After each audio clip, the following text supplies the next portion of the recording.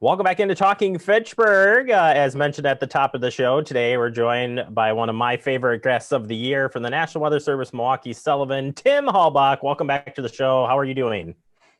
Great. Thanks for having me on again, guys. Hey, thanks for coming back and being with us. We certainly appreciate it. No, it's a busy week. Well, when is it never really busy at the Weather Service? I'm just saying. We get sometimes, in the shoulder seasons in the fall, when you're just forecasting rain or clouds, it doesn't get it as exciting as, some of the big winter storms or if we've got severe weather. So we call those big bubble, no trouble days when high pressure and not a whole lot going on. But on those days, we take advantage of them to do training or catching up on other projects that we're doing. So it's always busy. We always got something going on. I have no doubt.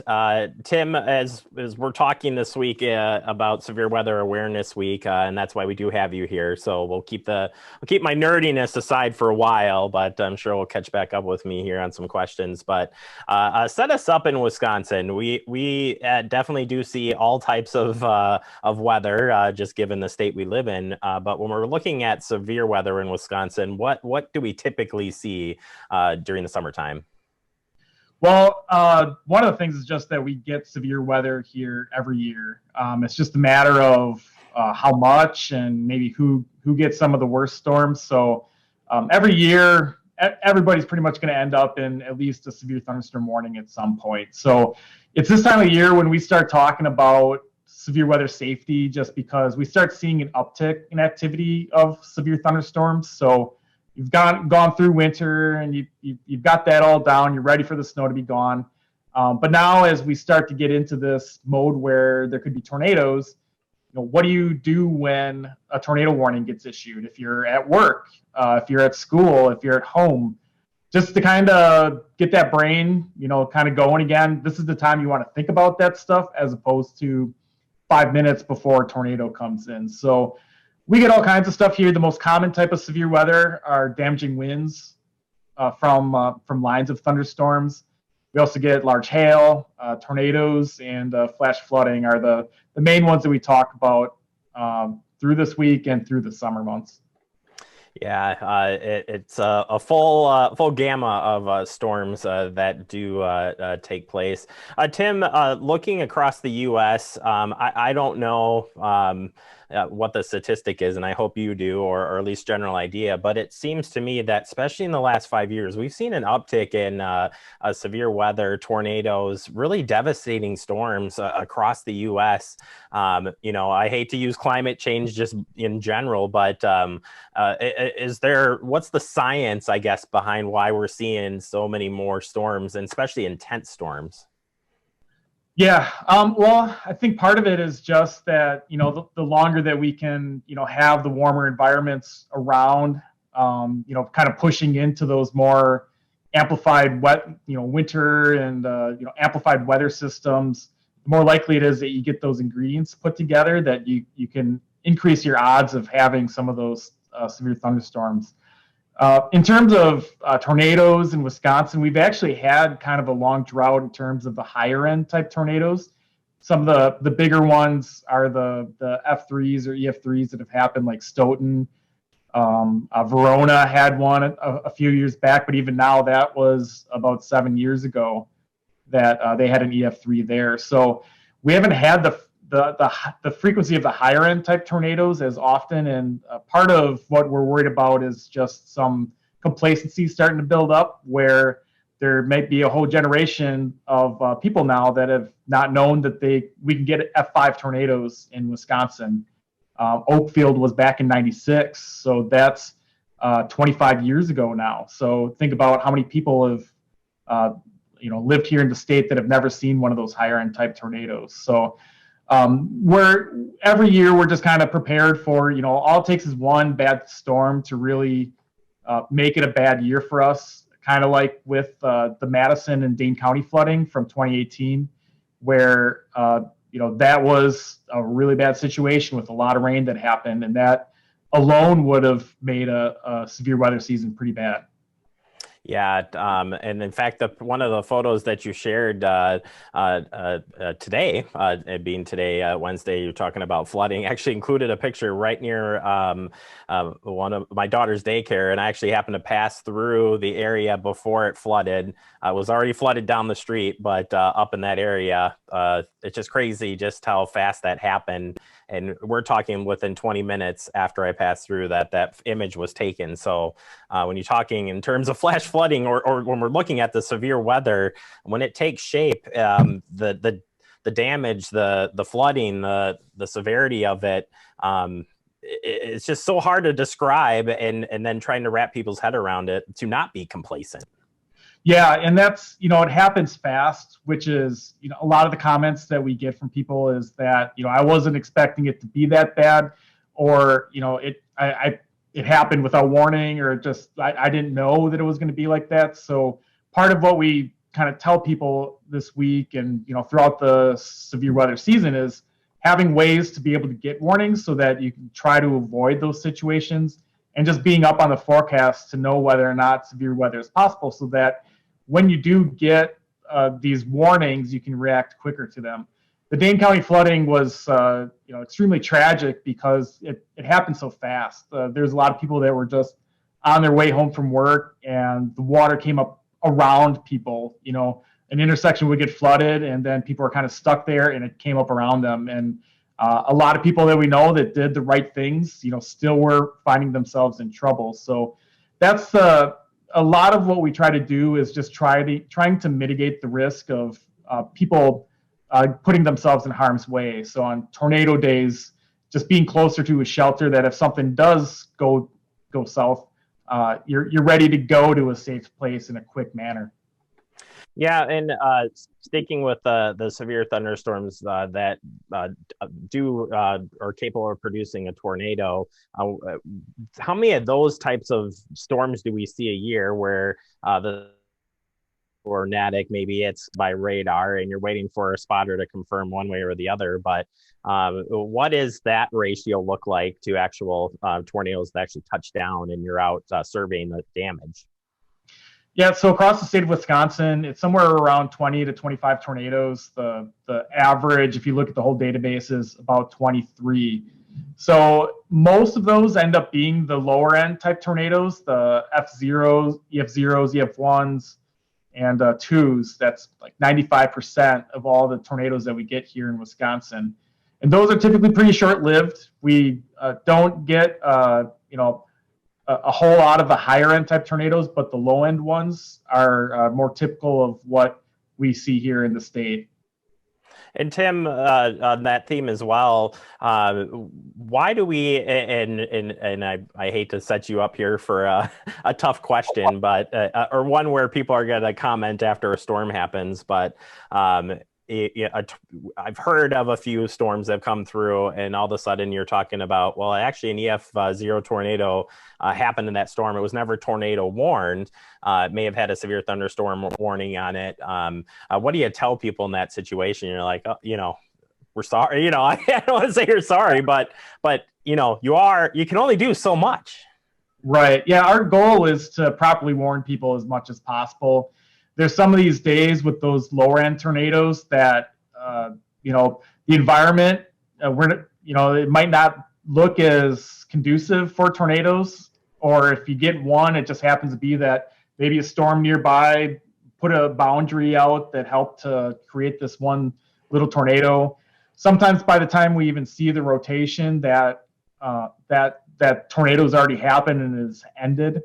So there are times where we're going to miss that. We have a kind of a tricky game that we have to play. It's not really a game, but we don't want to overwarn people when it comes to tornadoes. So if we see a rotation, it doesn't automatically mean we're going to put out a tornado warning. We're balancing all these different things, like what's the environment telling us? What other things are we seeing in this radar that is telling us that this is more likely to be a tornado developing here? So we're looking at all these different things, and we're trying to balance, not warning too much, but also trying to give people warning on every tornado. But those small ones that do occur that we miss, they can be a challenge to try to get warnings on those. So we try to do our best to say, to be vigilant. There might be times where we might not have a warning on every single one, but the ones that we're really going to be particularly hard on ourselves if we don't catch are those 2s, 3s, 4s, and 5s, because those are much more likely to injure or kill people. Yeah, and it's a great question to ask you, and I think it's important that you share that information. That you may have all the power and all the technology in the world, but we're still learning stuff about these storms each and every day, and I'm glad you're shared with that. We're going to take a quick break. We're going to transition here now from rapid fire to talking about safety during severe weather safety or severe weather safety, whatever. It's an awareness week, and I'm just so excited to have Tim here. If he'll come back with me. We'll take a quick break. More to come. You're watching Talking Fitchburg. Welcome back into Talking Fitchburg, continuing our conversation with Tim Halbach from the National Weather Service, Milwaukee Sullivan. Tim, thanks for sticking around here. We'll transition now into the Severe Weather Awareness Week information. I've liked in the last several years, you have selected a day during this week. Each day is a different topic. So we're going to kind of go through these topics pretty quickly, but just to share the information out is so important. So you kind of mentioned it on the last interview. We were talking about multiple ways of receiving weather alerts, and being weather ready for the day is so important. And why is that? Well, if there's certain things you might be doing on that day that put you in a vulnerable situation where a lot of people end up being busy, where they are driving to work or they're picking up the kids from school or going to daycare, that they might not be, like you or me, paying attention to our radar apps and, watching the weather 24/7, or maybe not 24/7, but. It's happening, Tim. Don't lie. We know what's going on. But people's lives are busy. So, if you don't at least have some sort of check in the morning to hear what the weather's going to be like on that day. Our goal is to forecast the severe weather potential on each day. There's also experts at the Storm Prediction Center, which are doing those forecasts too. So those are kind of the first heads up that something's possible. But regardless of that, is having different ways to receive warnings if something, maybe goes different from what our forecast is saying, that all of a sudden it's a day where we weren't predicting severe weather, but a warning does pop out. You want to have different ways to be able to get that warning.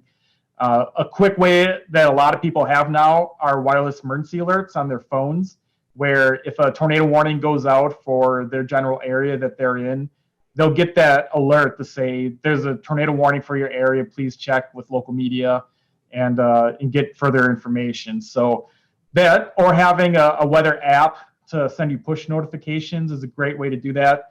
The Weather Service does not have an app, but there's partners like FEMA, which have an app, and some other organizations will have those as well. So weather radio is always the kind of the standard that a lot of people have as well, particularly if you're going to go out camping and you might not have cell phone reception. It's a good way to be able to get any warnings, like severe thunderstorm warnings, flash flood warnings, anything that we send out that will alert you that something bad is coming your way. So if you're in any of these vulnerable type of situations, like if you're going camping, hiking, outdoors, or if you're just a busy type person, it's good to have these things that can kind of check you back to reality to know that something dangerous is coming your way. Absolutely. And leading on to Tuesdays was taking a look at the types of severe weather, but also the risk outlooks that come in from the Storm Prediction Center. Why are these outlooks so important in getting people, again, in that mindset that storms are coming? Yeah, so those are the first kind of the heads up that, like a take on what's going to happen that day. It goes out 3 days, so if there's something coming up in the next couple of days, that'll kind of hopefully raise some awareness that severe weather is possible. As you get closer and closer with the forecast, the more accurate it'll be.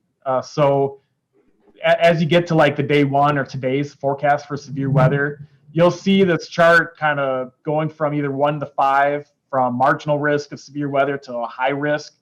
And for us as meteorologists, when we see a slight risk for severe weather that kind of yellowish color, number 2 out of 5, that's generally when we're a little bit more concerned that we're going to have some potential severe weather to deal with here in Wisconsin. The terminology is a little weird where, if you tell somebody you got a slight risk for severe weather, it doesn't sound like a whole lot.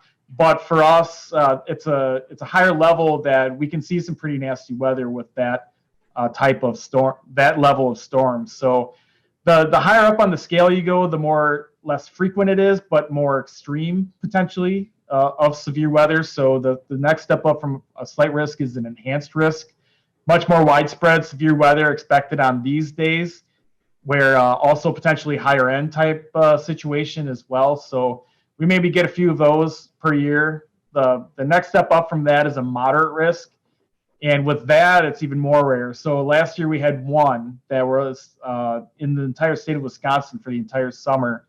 And that was the August 10th Iowa-Illinois derecho, where just a long, widespread swath of damage that had 90 to 110 mile per hour winds all the way from Iowa into Indiana. And it clipped part of southern Wisconsin, but the high-end damage was down to the south. And there's some insane videos of what happened there from that situation. And then just the last one is the high risk. Again, extremely rare to get into one of these. So if you ever hear us talking about, particularly a moderate or high risk of severe weather, those are the days that we're seeing all the ingredients coming together for a classic severe thunderstorm outbreak. For the high risk, it's most likely going to be a tornado outbreak, or at least 1 or 2 storms that produce long track tornadoes. So it's just a scale to kind of give us a chance to be able to tell people, here's what we're expecting and what level of severe weather are we anticipating on that day. Yeah, I'm glad you mentioned the derecho last year. That storm was devastating, and the effects from that lasted because of the damage to the crops and across the area. And remember watching that day as any other, and just the power of nature coming together for that. Those are, like you said, very rare, but when they happen, the destruction line is just a terrible thing. But this year's graphics too, I think, did a really great job, Tim, of showing when you do increase the levels, you definitely increase the number of storm reports, or those areas definitely tighten up, if you will, on storm reports and where they're at. So it's coming together, like I said, and the scale changed within the last few years as well. So I remember last year's talking, something we shared earlier this week is just because it says a marginal or slight risk doesn't mean that you shouldn't put your barriers down, because those still could be fatal storms. Yeah, and that's one of the events we saw from last year, which wasn't as predictable as we had hoped, was the Tennessee tornadoes that happened, where a number of it was essentially one storm that ended up going all the way from Arkansas through Tennessee and produced numerous EF3, EF4 tornadoes in the middle of the night. So just essentially the worst case scenario for, something that you weren't really predicting to be that at that level, and then it ends up occurring. A lot of friends of mine down in Nashville went to bed not expecting anything too bad, and woke up to their phone going off, like what is going on, and like it had escalated pretty quickly in the evening and overnight hours. So that's even more so the time to have something that will catch you off in those off times when you're maybe not expecting something to have happen. So especially at nighttime, it's one of the toughest times to know something bad is coming if you don't have an alert set up. Yeah, I wish we could spend time talking about that's where the storm spotters come in during the day. But like you said, when it turns to nighttime, it gets very difficult to confirm is what a spotter is doing, confirming what you're seeing on radar with eyes on the ground. Sticking in that realm, also lightning safety is so important, especially just take away any risk. A thunderstorm in general with lightning. It can be devastating, and we still hear of many reports of people being struck by lightning every year in the U.S. Yeah, it's kind of one of those tricky things because people kind of relate being struck by lightning is a low probability thing, like, your odds of winning the lottery versus being struck by lightning, it kind of gets related to each other. So people think that there's a low probability of that happening. But like you said, there's still a lot of people that put themselves in harm's way or get themselves into a vulnerable situation.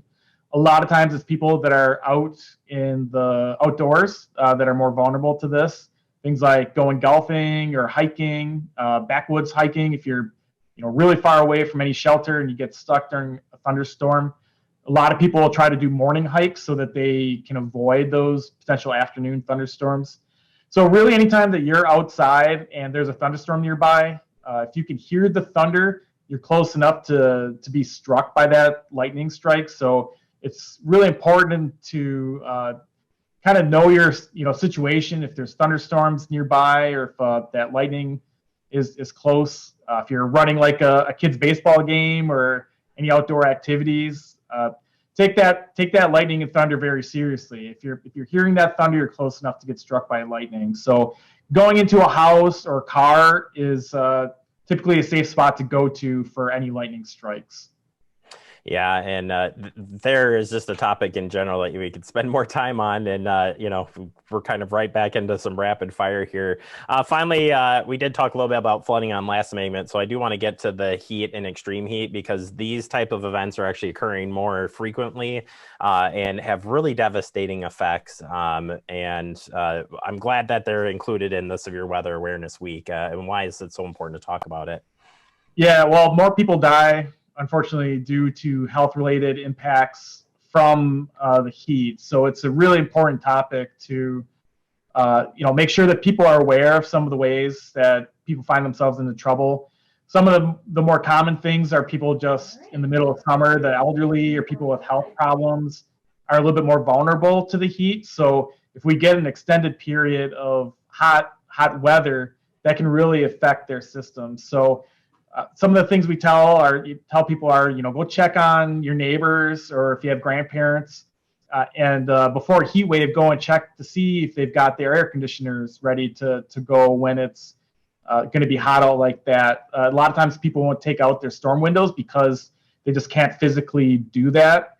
So it really helps out if you can be somebody that goes over and visits with people that might be a little bit more susceptible to that heat wave. Another kind of the opposite spectrum of that is with little kids. We unfortunately get a lot of situations where people forget that their young child is in the backseat of a car. And, I've been there with young kids where you're extremely tired when you're having that new baby and you're sleep deprived. You're maybe not thinking as you normally would, but you got to make sure that if you're going out to like a grocery store or something like that, you remember that you have that kid back there, as crazy as that sounds.